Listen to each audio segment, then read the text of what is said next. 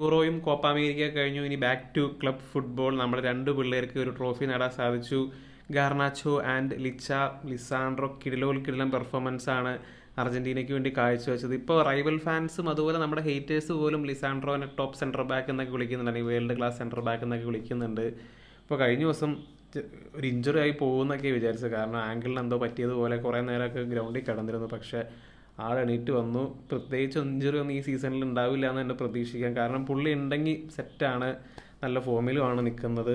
അപ്പോൾ എന്തായാലും തീർച്ചയായും നമ്മളിപ്പോൾ വേറൊരു സെൻറ്റർ ബാക്കിന് 1-2 സെൻറ്റർ ബാക്കുകളൊക്കെ നോക്കുന്നതായിട്ട് നമുക്കറിയാം.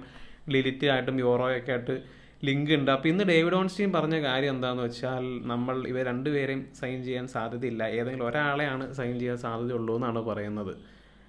അതെന്താണ് അങ്ങനെ പറഞ്ഞെന്നുള്ള കാര്യം എനിക്കറിയില്ല, കാരണം ഇതുവരെ റൊമാനോ ഒക്കെ പറഞ്ഞുകൊണ്ടിരുന്നത് രണ്ട് സെപ്പറേറ്റ് ഡീലായിട്ട് നമ്മൾ രണ്ടുപേരെയും സൈൻ ചെയ്യുമെന്നുള്ള തരത്തിലാണ് പറഞ്ഞത്. ആക്ച്വലി നമുക്ക് രണ്ടുപേരെയും ആവശ്യമുണ്ട്, കാരണം ലിൻഡലോഫ് മിക്കവാറും പോവുകയായിരിക്കും. അപ്പോൾ അങ്ങനെയാണെങ്കിൽ വരാൻ പോയി, അതുപോലെ തന്നെ ലിൻഡലോഫും പോവുകയാണെങ്കിൽ നമുക്ക് 2 സെൻറ്റർ ബാക്കുകളുടെ ആവശ്യമുണ്ട്. അപ്പോൾ അതിനകത്ത് എങ്ങനെയാണ് വരാൻ പോകുന്നതെന്നുള്ള കാര്യം അറിയില്ല. ഇപ്പോൾ എന്തായാലും ഇപ്പോഴത്തെ എക്സൈറ്റിംഗ് അല്ലെങ്കിൽ ബ്രേക്കിംഗ് ന്യൂസ് എന്ന് പറയുന്നത്, യൂറോയുമായി നമ്മളിപ്പോൾ സാലറി നെഗോഷിയേറ്റ് ചെയ്തുകൊണ്ടിരിക്കുക എന്നുള്ള വാർത്തയാണ് വരുന്നത്. അപ്പോൾ ഇത്രയും ദിവസം പറഞ്ഞുകൊണ്ടിരുന്ന കാര്യം എന്താ, യൂറോയ്ക്ക് റയൽ മാഡ്രിഡ് മാത്രമേ താല്പര്യമുള്ളൂ, യുണൈറ്റഡിലേക്ക് വരാൻ താല്പര്യമില്ല. അതിനുശേഷം ഇങ്ങനെ വാർത്ത വന്നു, യൂറോ തീരുമാനിച്ചിട്ടില്ല റയലിൽ പോകണോ യുണൈറ്റഡിൽ പോകണോ. ഇപ്പോൾ അതിനകത്ത് വാർത്ത തിരിഞ്ഞു വന്നേക്കെന്ന് വെച്ച് കഴിഞ്ഞാൽ, ഇപ്പോൾ ഈ ന്യൂസ് ആദ്യം ബ്രേക്ക് ചെയ്ത ആൾ, അതായത് ലില്ലായിട്ട് നമ്മളൊരു ഫീസ് എഗ്രി ആയി എന്നുള്ള ന്യൂസ് ബ്രേക്ക് ചെയ്ത ആളാണ് ഇപ്പോൾ റിപ്പോർട്ട് ചെയ്യുന്നത്.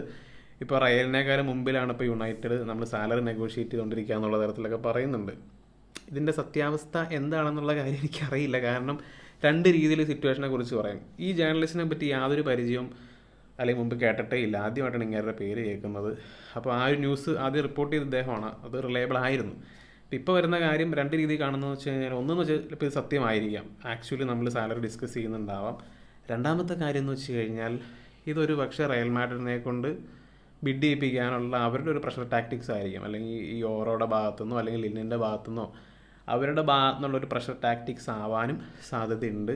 അപ്പോൾ അതുകൊണ്ട് തന്നെ 100% എക്സൈറ്റഡ് ആവേണ്ട കാര്യമില്ല. റയൽ ഇപ്പോഴും ദെയർ സ്റ്റിൽ ലിന്നിറ്റ് എന്ന് തന്നെ പറയാം, കാരണം പ്ലെയറിൻ്റെ ചോയ്സ് റയലിൽ പോകാന്നുള്ളത് തന്നെയാണ് നേരത്തെ പറഞ്ഞിട്ടുണ്ട്. മാത്രമല്ല അവിടെ ഇഷ്ടം പോലെ ഫ്രഞ്ച് പ്ലെയേഴ്സൊക്കെ ഉണ്ട്, ഇന്ന് എംബാപ്പയും വന്നു. അപ്പോൾ അതുകൊണ്ട് അങ്ങനെയുള്ള ആൾക്കാരൊക്കെ ഉള്ളപ്പോൾ അങ്ങോട്ട് പോകാനുള്ള സാധ്യതയുണ്ട്. ഇപ്പോൾ നിലവിൽ നമുക്ക് ഫ്രഞ്ച് പ്ലെയേഴ്സ് എന്ന് പറയാനായിട്ട് അധികം ആൾക്കാരൊന്നും ഇല്ല.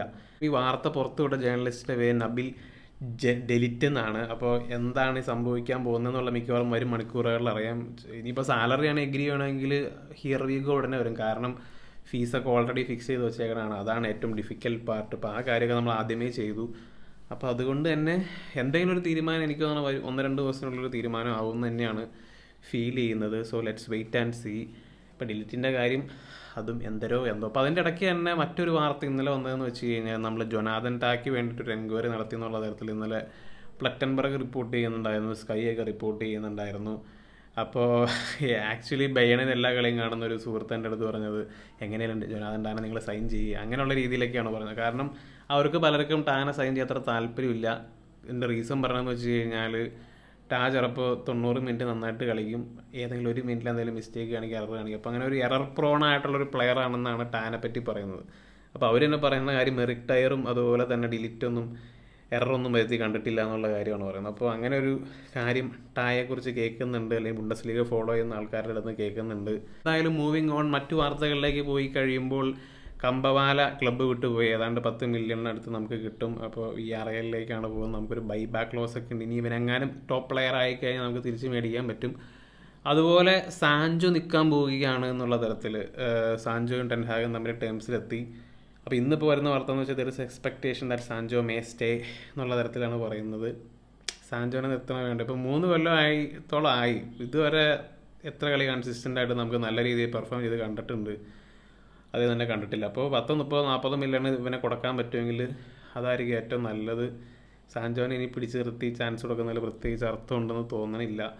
അവന് പ്രീമിയർ ലീഗിൽ ക്ലച്ച് പിടിക്കാൻ പറ്റുമെന്ന് തോന്നണില്ല. അപ്പോൾ അതാണ് സാൻജോയുടെ കേസ്. അപ്പോൾ അതിൻ്റെ ഒപ്പം തന്നെ കഴിഞ്ഞ ദിവസം നമ്മൾ ചാവി സിമൺസായിട്ട് ലിങ്ക് ആയി. അപ്പോൾ ഈ റിപ്പോർട്ട് റൊമാനോ ഒക്കെ കൺഫേം ചെയ്തതാണ്, നമുക്ക് ഇൻട്രസ്റ്റ് ഉണ്ട്. നമ്മളിപ്പോൾ നിലവിൽ ലേറ്റാണ്, കാരണം വേറെ ക്ലബ്ബുകൾക്കൊക്കെ ആക്ച്വലി ഇൻട്രസ്റ്റ് ഉണ്ട്, ബയണിനൊക്കെ സീരിയസ് ആയിട്ട് ഇൻട്രസ്റ്റ് ഉണ്ട് എന്നാണ് പറയുന്നത്. അപ്പോൾ നമ്മൾ അതിൻ്റെ ഇടയ്ക്ക് പോയി ഇൻട്രസ്റ്റ് കാണിച്ചു എന്ന് പറയുന്നുണ്ട്. അതെവിടെ നിന്നാണ് ആ ഒരു ഇൻട്രസ്റ്റ് വന്നതെന്ന് എനിക്ക് മനസ്സിലായില്ല. കാരണം നമുക്ക് ഓൾറെഡി ഇഷ്ടംപോലെ അറ്റാക്കിംഗ് പ്ലേയേഴ്സ് ഉണ്ട്. നമുക്ക് ശരിക്കും പറഞ്ഞു കഴിഞ്ഞാൽ സെൻറ്റർ ബാക്കും ലെഫ്റ്റ് ബാക്കും അതുപോലെ മിഡ്ഫീൽഡിലൊക്കെയാണ് നമുക്ക് ആവശ്യമുള്ളത്. നമുക്ക് ശരിക്കും ഒരു ടോപ്പ് ഡിഫൻസീവ് മിഡ്ഫീൽഡർ ആവശ്യമുണ്ട്. അപ്പോൾ അതൊന്നും നോക്കാണ്ട് പിന്നെ എന്തിനാണ് മറ്റൊരു അറ്റാക്കിംഗ് പ്ലെയർ എന്നാണ് എൻ്റെ മനസ്സിലേക്ക് വന്നത്.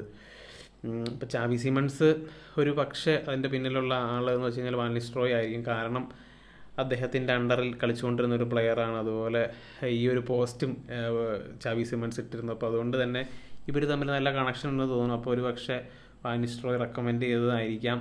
അപ്പോൾ അങ്ങനെയാണെങ്കിൽ പറഞ്ഞ പോലെ സാൻജോനോ അല്ലെങ്കിൽ വേറെ ഏതെങ്കിലും അറ്റാക്കറൊക്കെ അൺലോഡ് ചെയ്യേണ്ടി വരും.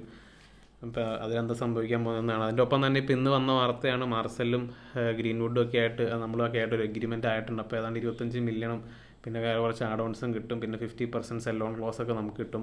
അപ്പോൾ ഭാവിയിൽ ഇവൻ വലിയ സ്റ്റാറൊക്കെ ആയി മാറിയാലും വിറ്റ് കഴിഞ്ഞാൽ ചിലപ്പോൾ അതിൻ്റെ ഒരു 50% നമുക്ക് കിട്ടും. ചിലപ്പോഴല്ല, അതിൻ്റെ ഒരു 50% നമുക്ക് കിട്ടും എന്നാണ് പറയുന്നത്. സോ അതാണ് ഇപ്പോൾ നിലവിൽ നടക്കുന്ന കാര്യങ്ങൾ. അപ്പോൾ എന്താണ് നിങ്ങളുടെ അഭിപ്രായം എന്നുള്ള കാര്യം തീർച്ചയായും കമൻ്റ് ആയിട്ട് ഇടുക. മറ്റൊരു വീഡിയോയുമായി വീണ്ടും കാണാം.